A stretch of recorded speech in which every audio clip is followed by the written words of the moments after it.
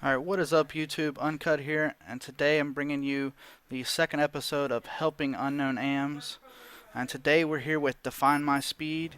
He is a 22-year-old competitive COD player. He played World at War, GBs, and he actually ended up switching off to Halo and decided to come back for Black Ops 2. Go ahead and say what up, Define.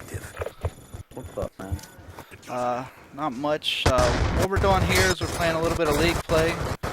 We got Capture the Flag Slums in this league, and basically we're just going to go ahead and maybe ask some questions. There's a dude in blue. He's going to ask me some questions, and I'm going to try to answer to the best of my ability. So whenever you want, you can go ahead and start asking the first questions. What's a good strategy for finding steady and solid teammates? It's a great question. A lot of people struggle with that, even known like AM players. I would say when you're starting out, you really want to find players that you actually enjoy playing with, because you really, to actually get up in the community, you really need to like have a solid and steady roster, maintain that roster. And the best way to actually maintain a roster is to play with people that you enjoy playing with. So I would say that that's the way to go about it when you're first starting out. Once you get up there with maybe you and another dude, and you think maybe the other two guys are slacking, you could then move on to try to find better players. Looks like this league game's not going to take very long. Yeah, really. Anyways, I guess go ahead and keep on asking, and maybe we'll jump into another one. Alright, what's the best way to find out what role you should honestly play? I would definitely say you have to play them all to figure out which one you're best at. One thing I've struggled with is I've been switching my roles back and forth to try to fit specific teams, and I think that that is, I mean, it's a good thing to do at first because you'll get the experience running different roles, and I honestly believe to be good at this game specifically, you have to know how to do every single role, and it's only going to improve you throughout the game. But I would just see whatever you're comfortable with. You know, sometimes if you're playing, like on this game, if you're playing the anchor and you find yourself rushing the hill a little bit too much, you're not playing the anchor role like you should every now and again, maybe that means you should be playing sub. Looks like we're getting into a game against Neslo. I used to be a teammate with Neslo. This should be a good game. But yeah, so if that's something that when you're playing a bunch of different roles, if you see subtle mistakes, like you're a little bit too antsy when you're supposed to be playing AR, or your sub, you're not as aggressive enough as you should be, that's a tall tale sign that, you know, maybe your role isn't exactly the best. What you think it is. Yeah, what you think you should be doing. So we're playing the same map, which is good, and started pretty early. Should be some good comp here. Especially with Neslo on the other team. Yeah, Neslo's a great player. He's doing big things. I teamed with him at the end of Modern Warfare 3 on high profile. And he spits at you. Teamed with him at the end of Modern Warfare 3, and the team kind of split up because he's a very unique like mindset player. He's got a lot of drive and passion, so you know, he'll push you forward, and like if you can't keep up, then you'll get last back here on the fountain. You'll get left behind, pretty much. They're spawning crazy. Our flag carrier is down. Last dude's front garage. Hostiles have returned I their think flag. predicting the other team is more important than honestly paying attention to your own like HUD. So, like So being able to know what they're gonna do. They're gonna do instead of like We have the enemy flag. playing. Our flag has been taken. Wow, that's a really good question. I would say it's kind of like 50-50. You're gonna like know what they do and everything, but oh damn, what am I? He's try to hop off. flag carrier is down. I mean, Our flag has been taken. one thing that kind of, especially in this game, you could see some teams use 3 subs for hardpoint, and some teams use 2 ARs and 2 subs. He's running cop car. I would say something, I don't know if this is exactly going to answer your question, but something you want to do is you want to, it's kind of like basketball, you want to control the pace of the game. So if you're playing a hardpoint, you want to be able to control, you know, the pace. You don't want them to have spawn and whatnot. and like if they're running the 3 subs, they're going to be overly aggressive, but you're going to want to make sure your 2 ARs can slow down the game, make it a setup type of game, and stuff like that. Oh, we got a trophy.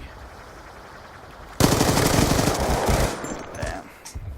That's what I'd say. You got to be able to do both, predict, and your predicting will come with knowing the spawns. And honestly, the whole prediction thing, you'll actually see that with like the pros, where a lot of times they'll struggle more with AM teams because the AM teams don't play how they think they should. You know, the pros will think, why did they do that? That was a dumb play. It ends up working out, but that's because, you know, who would ever do that normally? Teammate, better get that. There we go. Our flag is back at base. And I spawn here. We've taken the advantage. We've captured the So, enemy flag. do you think what Rambo said about staring at your radar, your actual screen, is important? I mean, like I'm pretty sure I watched in one of his streams. He says that you should honestly play more off of your radar than you do your screen. Yeah, as far as overall movements, I mean, that's how it should be played. But I mean, I don't think you're actually gonna look at your radar. You kind of feel it out. But I mean, yeah, Rambo is probably one of the smartest players in the game, and you should honestly be looking at your radar a ton. There's nobody great. I missed the name. Flag went back statue. There's one more statue. Our flag carrier is down. Oh, I lagged. Hostile lightning strike inbound. Be advised, hostiles have returned their flag. Our flag. But yeah, your radar is like 90% of the game.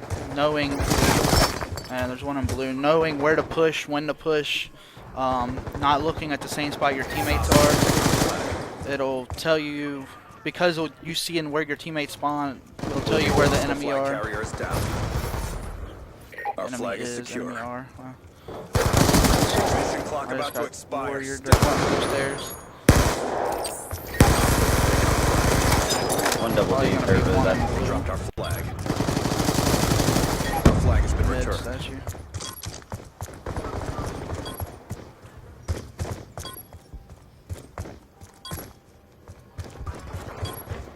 One grave. Enemy flag acquired. The biggest thing is obviously learning the spawns and then manipulating them. Yeah. And you can learn the spawns from just playing the game. You know, you play it often, you'll know where people spawn. Yeah. This one, hardpoint is a whole lot. It's not harder to learn, but because of how fast-paced it is, one little push one way rather than a different way changes the spawns drastically.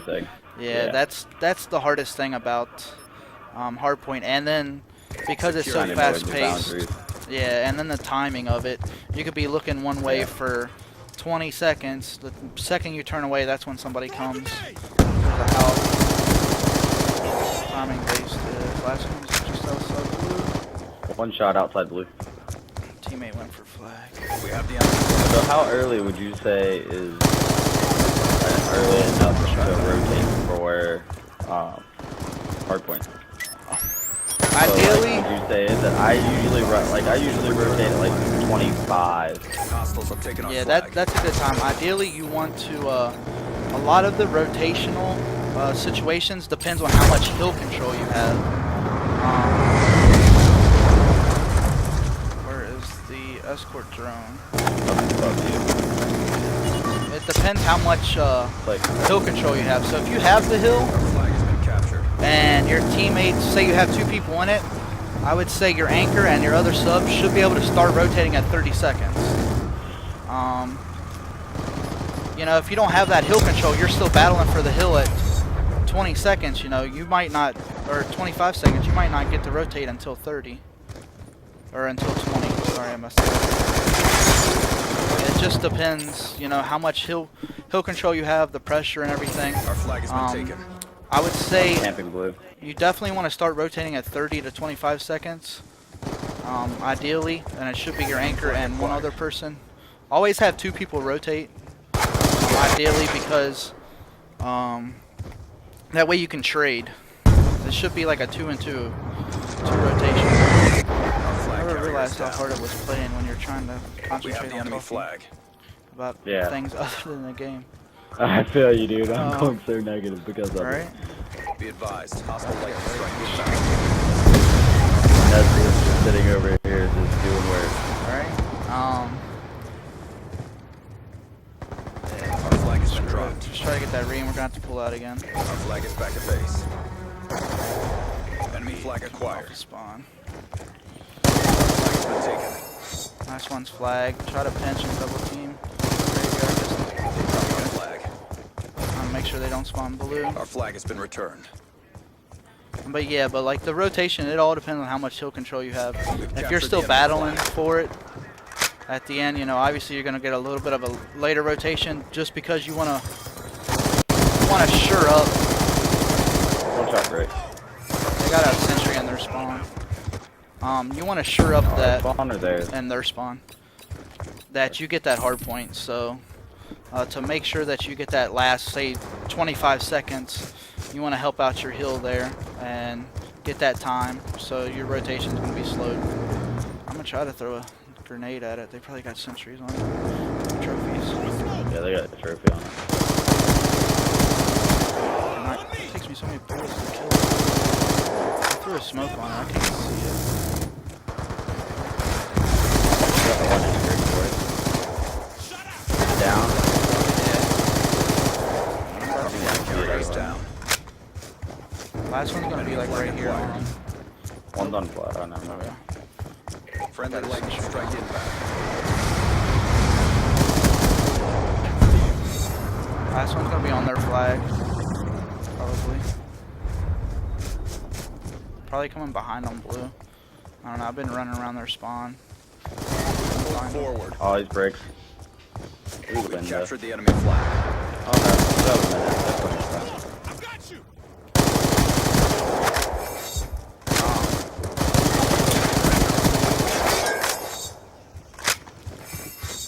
But yeah, you got any other questions? We got 50 seconds left in this gameplay. We have the enemy flag. So is anchoring the most important just based on trying to control flag spawns carrier's and down. influence like Our flag has been close to the taken. hard point as possible? And do you think that Hostile like flag returned. anchoring is a more vital role than it's made out to Storm be? Oh, he's mid. Big kill, Fight good harder. shit. Anchor is Our flag is definitely back at the base. most important Enemy flag acquired. role. Let me spit it out. One's right beside the cover. It's the most important role in hardpoint. But somebody actually said it the other Hostile flag day, returned. and it said it pretty good. Anchors are kind of like offensive linemen. You don't notice them unless they're doing bad. Yeah. They don't get the recognition they do, but it is the most important role. And anyways, this gameplay has come to an end. You want to go ahead and plug your Twitter so we can get some people to Yeah, follow sure, and man. get you out there? It's twitter.com/definemyspeeds, just like my gamer. Alright guys, and if you enjoyed watching this video, the second episode, please be sure to like and subscribe to the channel, and peace.